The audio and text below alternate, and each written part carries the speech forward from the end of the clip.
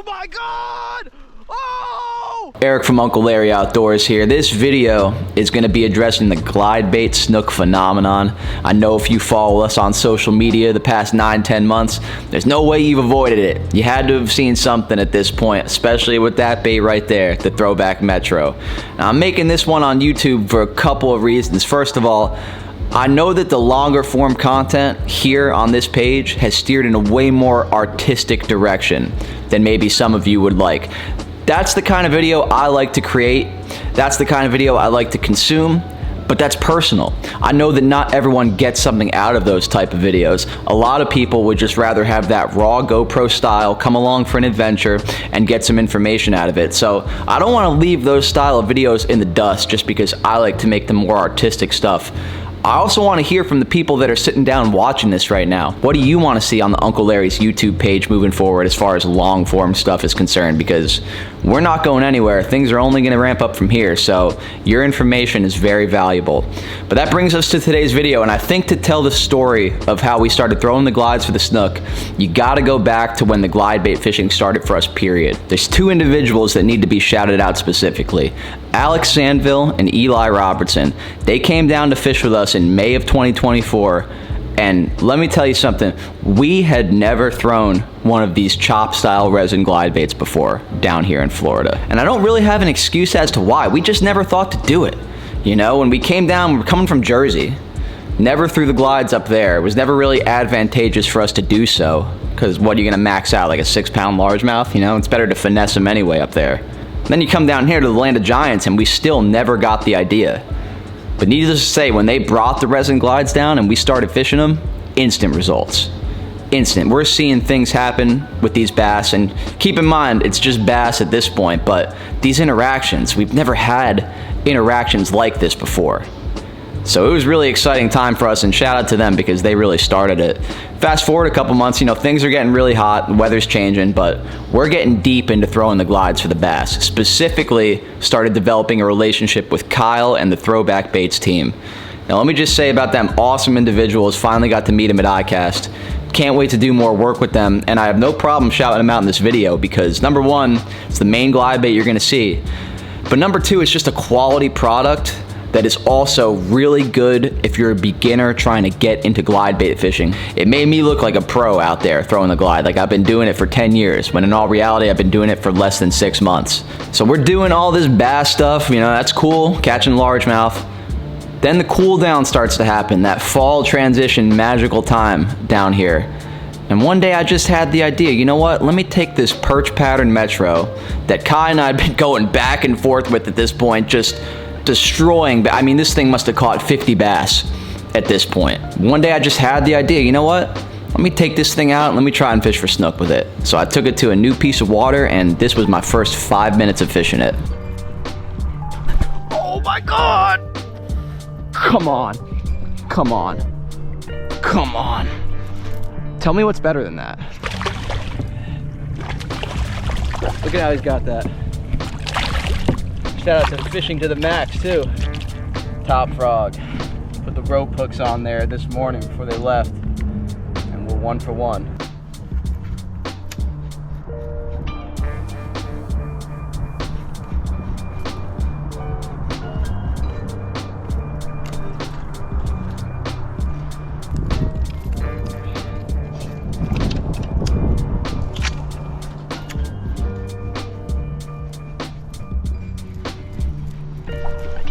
Got him! Got him! Oh my God! Oh my God, not good.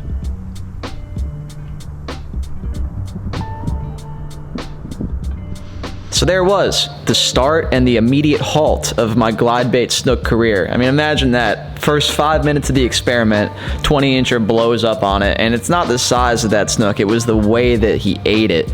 You know when you're out there fishing with a certain lure and you get this bite where you just know it's gonna be a good day? And if they're eating it like that, it never fails. It's very telling how your day is gonna go when they get it a certain way. So naturally, 5 minutes later, I'm feeling good, I'm feeling cocky, and I start doing the cardinal sin, throwing the glide around suicide docks with barnacles all over the place, no regard for my glide bait's life.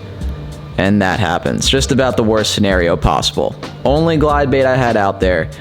Again, that was my whole day. You know, after this day, there was a 2-month period where I would go out and I would have a glide bait, I'd have one rod, and that was it. That was my fishing, and it was so cool because it simplified things, yet glide bait fishing in itself is a complete subgenre, and there's so much to learn. So it really reinvigorated my drive to go out there because I'm doing this new technique. But now on this particular day, I had to recover because I didn't have another glide bait. I did have a Berkeley coal shad on me. Never thrown it before for the snook. Just happened to have one, and it was the closest size bait to the glide. So I picked that up, tied it on, and here we go.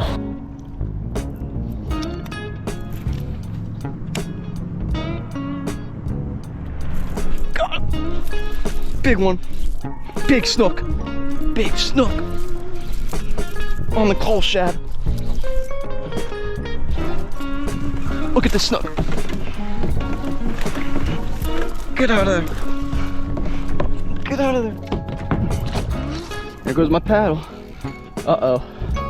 No paddle. No paddle. Paddle's gone. Oh! God. Oh. Are you kidding me? I mean, this is pretty much the sequence from hell. Right here, lose the metro on a slot, hook another, maybe over slot,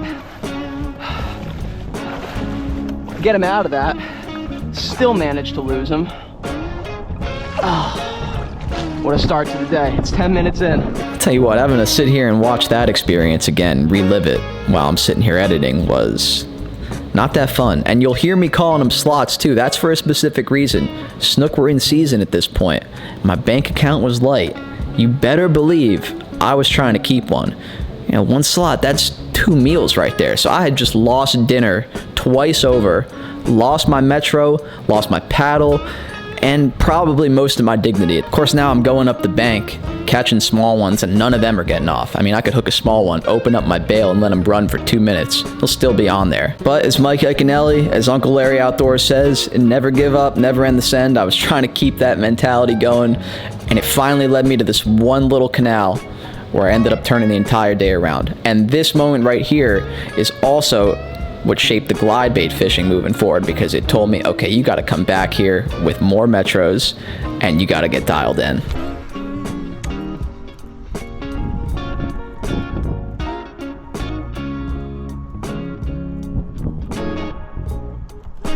Oh my God. Fucking giant.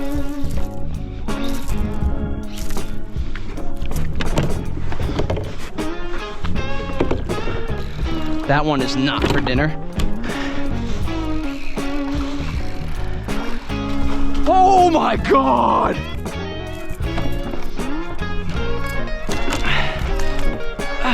Oh!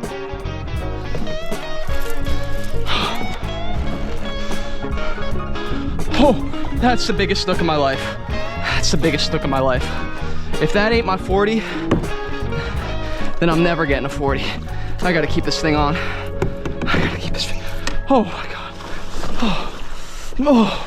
Oh my God. Been gunning for a 40-inch snook for probably 3 or 4 years now, ever since we really started getting into them on the kayaks. It's kind of like a rite of passage, 10-pound bass mark sort of thing. And they fool you so hard sometimes, I swear, with the way that this one came up and flared its gills. To me, it looked like a friggin' 43-incher. You know, it ended up being 38.5, 39, just short, but easily the widest bodied, fattest snook I've ever caught. And it really turned around a day that started out, like you saw, precarious. And get this, the best part, on my way back, I even ended up putting a 28 in the boat and getting to eat fresh fried snook that night. I got him. I got him. I got him. Yes! That's revenge. I don't even know if that's my 40. Woo! They've been breaking my heart all morning. That is why you don't give up.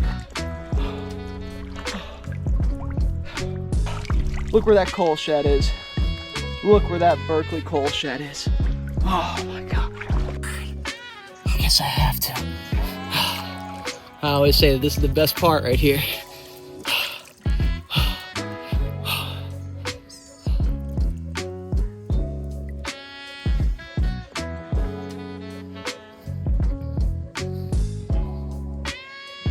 Alright, I gotta shut the setup real quick here. This Bahia Baitcaster from FFP, it's a new reel from them. It's been putting in work for us, and I think that fish just proved the work it can really do. These halos, the BB series, as you can see, this is meant as a frogging rod, 7.9 extra heavy. And I'm telling you, with this 40-pound braid and this 60-pound leader, which is honestly barely frayed, like I had no issues there. It got it done. And then we have to shout it out. Berkeley, coal shad. I was throwing the Metro Glide earlier, got heartbroken on some barnacles, picked up this coal shad, lost my dinner instantly. Nice 31, 32 incher probably. Was feeling real down in the dumps. Kept grinding too after that, not getting many bites. And give the hardware props too, because I know this is traditionally meant as a bass bait. That hook did not bend. So that day definitely motivated me in a very certain type of way, and it only ramped up from here because Kyle answered the call. You know, Kyle had put the word in, I had told them what had happened with the Perch Metro, and he came up with 3 designs for us: a tilapia, a pinfish, and a Mayan cichlid, Florida staples. And I'm telling you, the second I got those in the mail, took them out of the packaging, I put hooks on them, I started the car, and I went straight back to this spot. And these next few catches you're about to see are my first experiences throwing the cichlid Metro. There's one. Sitting up shallow. Oh my God, that was so sick. That was so sick. Oh, on the cichlid Metro. You see, I pitched this up to this fish, and I mean, look at how he's got it. All right, let's get my trusty broken rod stakeout pole going. Look at this, works effectively well, I'm telling you.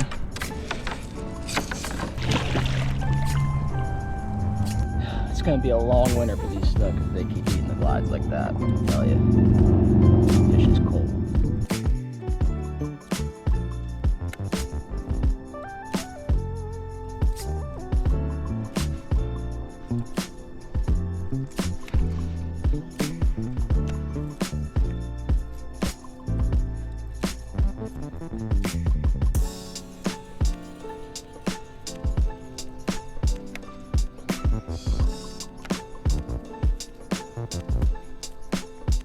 Oh my God! Oh my God!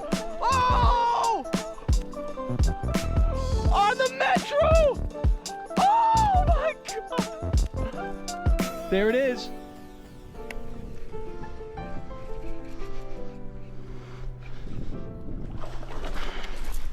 I gotta horse him away from this.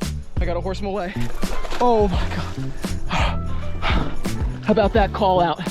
How about that call out with the Metro? I gotta keep him away. Keep him away from the docks. Keep him away from the docks here. No. Let's bring him right in. Let's bring him right in. Oh.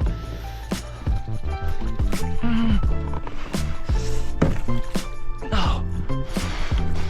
I gotta open the bail.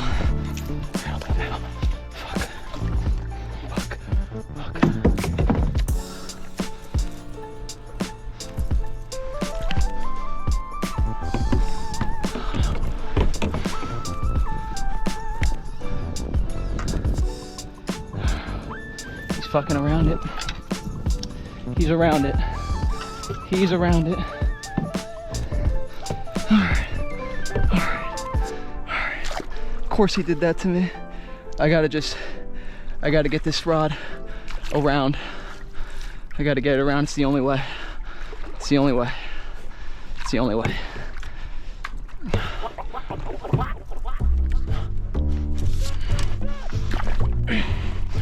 come on, come on. Okay, I'm just trying to stay calm right now. I'm just trying to stay calm. Oh no.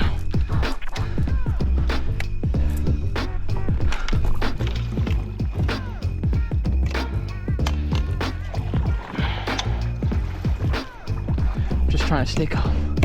How's he? How is he around this, man?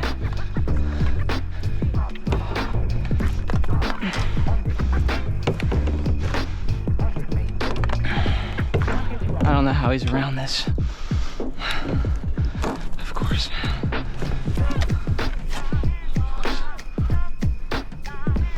No, no, no, no.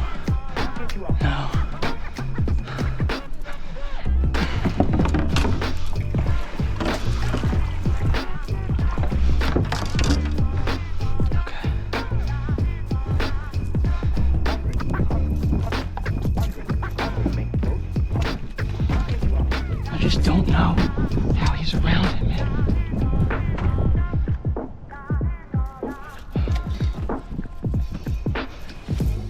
I got him. I got him out. I got him out. I got him out. I got him out. Okay. Oh my God. I don't know how chafed my braid is, so I'm gonna take my time. I mean, as you can see, as long as he doesn't fray the 60, he's not getting off that way. I have to get all this braid back because I don't know where the fray is, if there is fray. Somehow, some way, I just got that out, and he's gotta be tired now. He's gotta be tired. This fish is tired. All right, fish. All right, all right.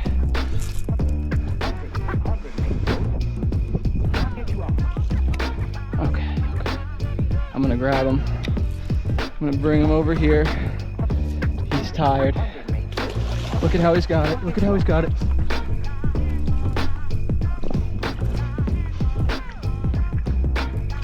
Yeah!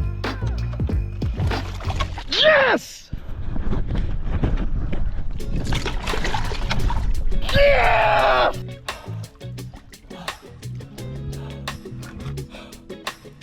I got it.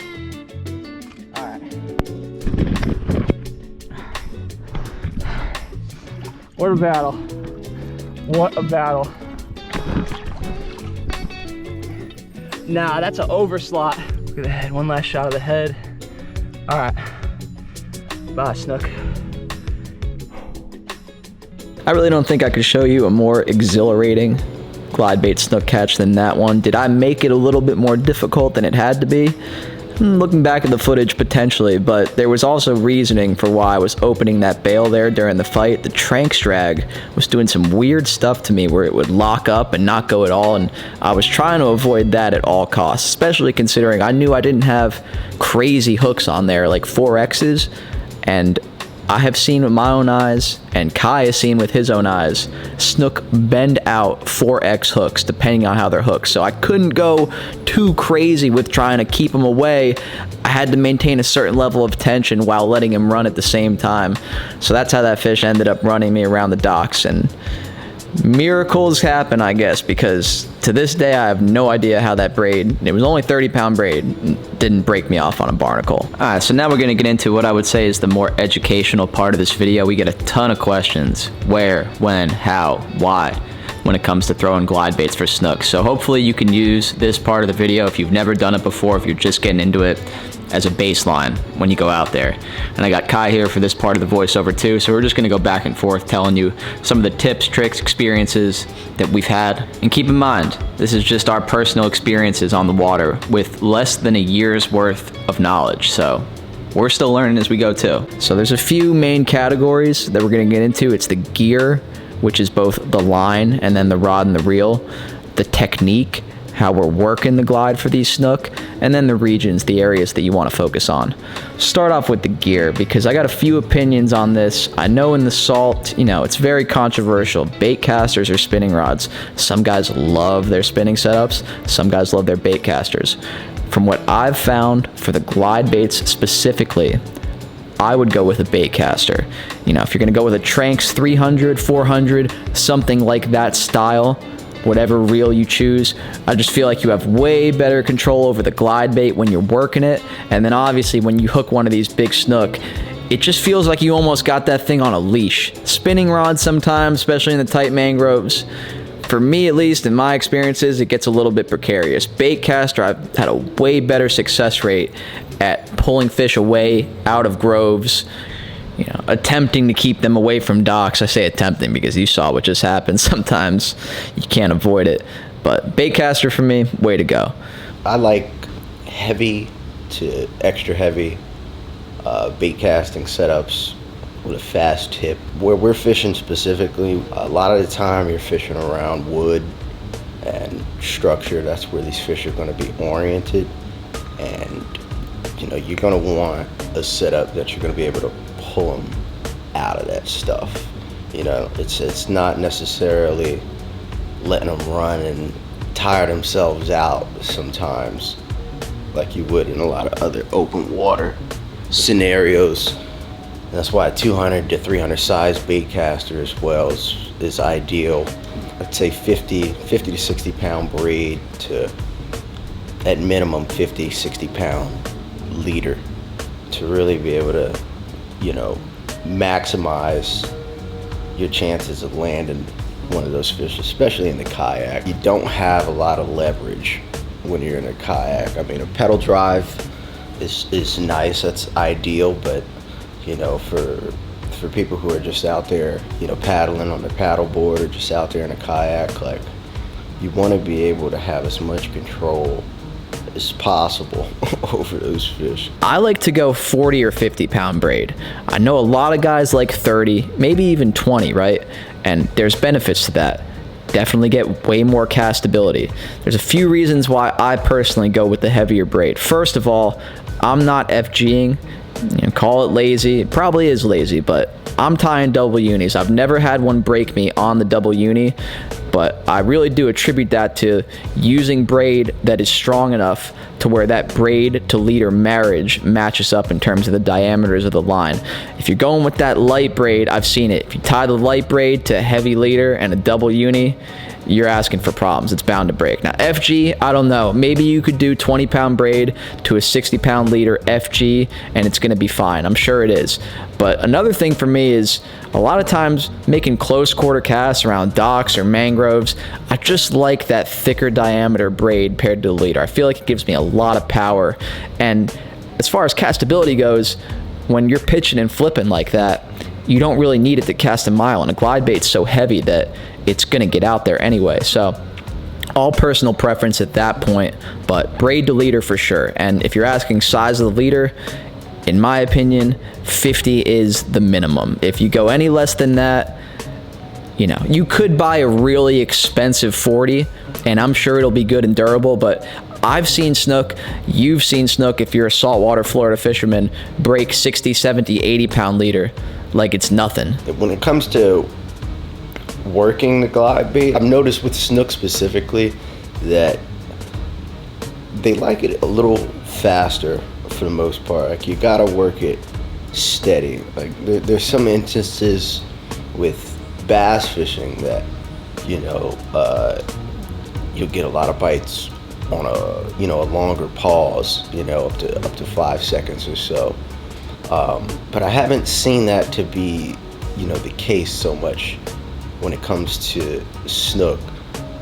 Maybe in instances where you're like burning a bait and you stop it real quick, but it's usually like, for the most part, they want that thing moving. Like, you got to keep them engaged, and that's one of the biggest learning curves that I learned when it comes to, you know, snook fishing versus bass fishing.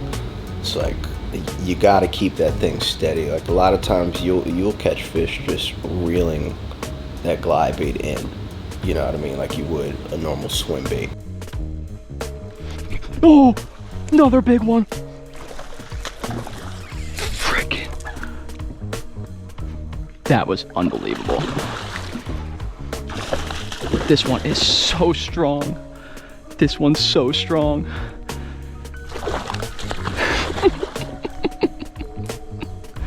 I found the retrieve. That's what's insane. about these glides for the snook. You know, a lot of times for bass, they really take a look at it and you gotta work it super slow. I'm straight reeling this Metro, and that's my third one. If you've ever bass fished with glide baits in freshwater, I could tell you that this approach is very different. A lot of times with bass, you gotta chop it slow, they'll follow it, they'll sniff it, they'll turn away at the last second. If they see one little wrong movement, they can be weird in that way. Snook are very smart fish, obviously, but the thing about fishing for them, especially this time of year, when it's getting colder out, when they're not feeding as much, when their feeding windows are smaller, you can trigger them on these glide baits in a really effective way where their brain switches and they clap the thing like you've never seen before. When they're in that mode, when you have the feeding window right, and we'll talk about that, a fast retrieve, burn that glide bait around a laydown, burn it down a mangrove line, just burn it across a flat. You'd be amazed how many snook will hit it like that. Now, does that mean you can't catch fish on the slow chop or the pause or even the sink if you have a glide bait that sinks? Absolutely not. And honestly, the colder it gets, the less that burn technique that I'm talking about is going to come into play, and the more the slow chop will come into play. Throw that thing out into the abyss. Throw it into the holes, the deepest part of the region that you're fishing when it does get really cold. And let that thing sink to the bottom. This big one that Kai's fighting right now, I mean, you saw that cast. It was just out in the abyss. Big thing with snook fishing that a lot of people are used to when it comes to like this backwater stuff is sight fishing. We're not really sight fishing any of these fish. I mean, in certain scenarios, you'll come across feeding fish, like you'll see bait flickering, and you know, you'll be able to see wakes and movement and know that there's some bait fish getting preyed upon. There's a predator in the area, and you can take advantage of that opportunity if you visually see that. But a lot of times we're approaching these situations just, you know, covering water, just casting at high percentage areas that, you know, look good, that you know a fish should be, whether it be points, you know, lay downs, you know, little backwater coves, creek mouths, you know, intersections at, you know, different parts of the rivers, just places where fish normally congregate, transitions.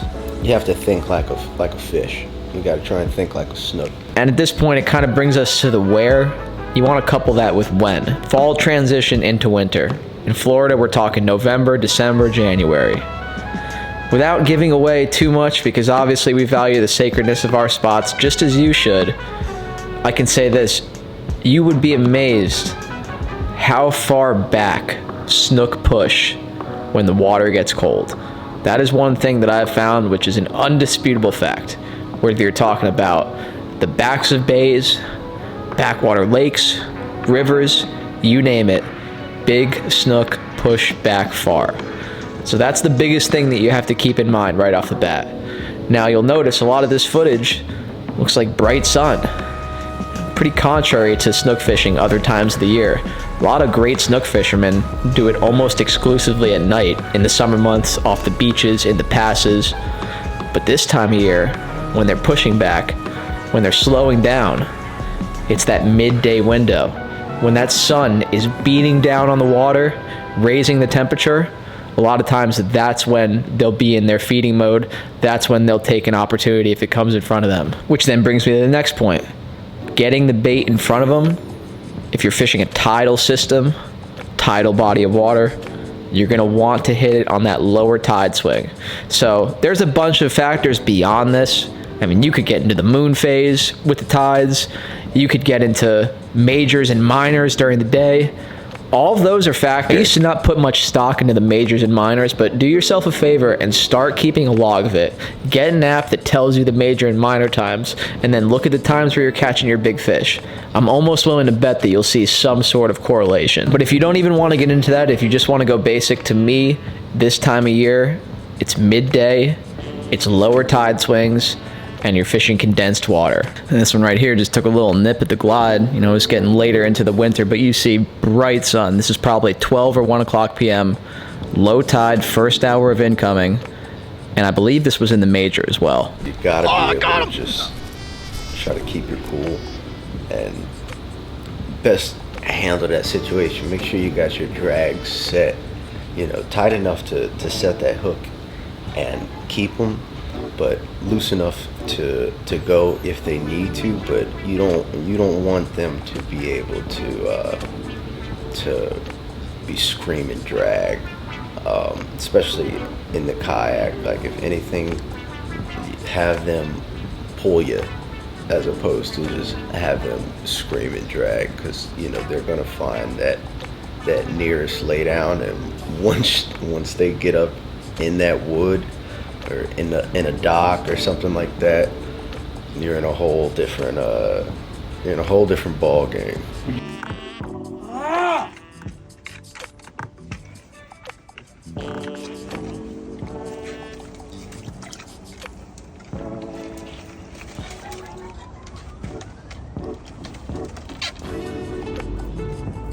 It's like that pop 'em or stop 'em mentality, because you know, either way, if they get you in that shit, you're gonna lose them. So I'd rather go out fighting than let them get me all tangled up in some stuff. And I've been there in a lay down for 5-10 minutes trying to get the line out. Fish is screaming drag, cutting the braid through my fingers. Like, I'm struggling, trying to figure out where this fish is at. All right, we're just gonna turn him back. Okay. All right, there he is. Yeah! Yeah! Yeah! Yeah! Yeah! Yeah! Kai! Yeah! Leave him in. All right. Metro. Metro! Strikes again. Head. That fish, of course, ended up being 39 inches on the dot, and I think I got pretty lucky there too, honestly, that it was as cold as it was. You saw, you know, fish like that, if the water's warmer, he's probably getting me into that tree that was sitting right there. You know, you have power when their metabolisms are down to be able to really keep them away from that stuff and keep tension. And that's a big thing with the fight with these snook. Try not to give up too much ground, especially in the colder months. You could take control more often than not. You know, if I lose a fish because the hook's bend out or something like that, it's one thing, but you don't want to lose a fish because he takes you into a dock, takes you into a mangrove, and then breaks you off.